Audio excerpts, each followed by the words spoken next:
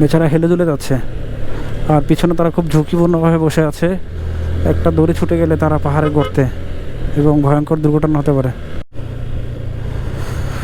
ওহো, পাহাড় ইতিমধ্যে সবুজ হয়ে গেছে, আর এই সবুজ পাহাড় ঘিরে আমরা আজকে যাচ্ছি থানচির দিকে। সো গতবার যখন এসেছিলাম রমজানের মধ্যে, তখন পুরো একবারে শুকনো কাঠের মতো ছিল পাহাড়।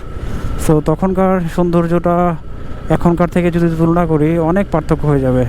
তো প্রকৃতি বৈচিত্র্য পার্থক্য হয় মূলত বিভিন্ন সিজনের সাথে অ্যাডজাস্ট করে। সো আজকে হচ্ছে এখন এই মুহূর্তে আষাঢ় মাস, যার কারণে বৃষ্টি হওয়ার কারণে বেশিরভাগ এই পাহাড়গুলো সবুজ হতে শুরু করেছে।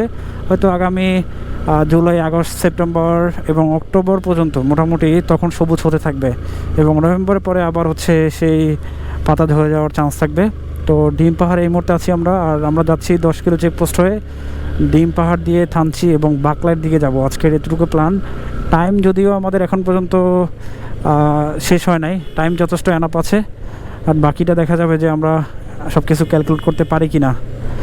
সামনে একটা ছোট চাঁদের গাড়ি, যেখানে অনেক বোঝাই ভর্তি মাল নেওয়া হয়েছে।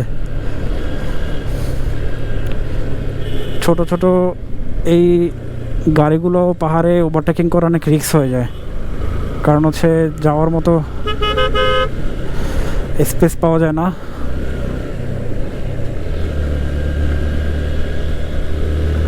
তো বেচারা আমাকে সাইডও দিচ্ছে না। বস আছেন? ওই আমি গাড়ি ওভারটেক করবো, আপনি আসেন তাইলে।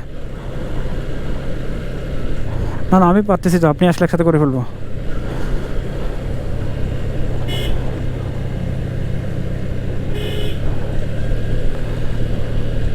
বেচারা হেলে দুলে যাচ্ছে, আর পিছনে তারা খুব ঝুঁকিপূর্ণভাবে বসে আছে।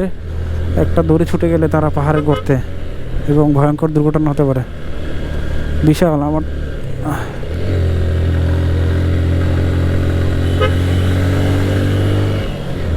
সিগন্যাল দিতে আসছেন? বেরোয় যান, বেরোয় যান, ফাঁকা আছে, ফাঁকা আছে, চলে আসেন। কোনো গাড়ি নাই, কোনো গাড়ি নাই, আপনি ফাঁকা বেরিয়ে চলে আসেন, আপনার কোনো গাড়ি নেই। গাড়ি আসলে বলবো আমি।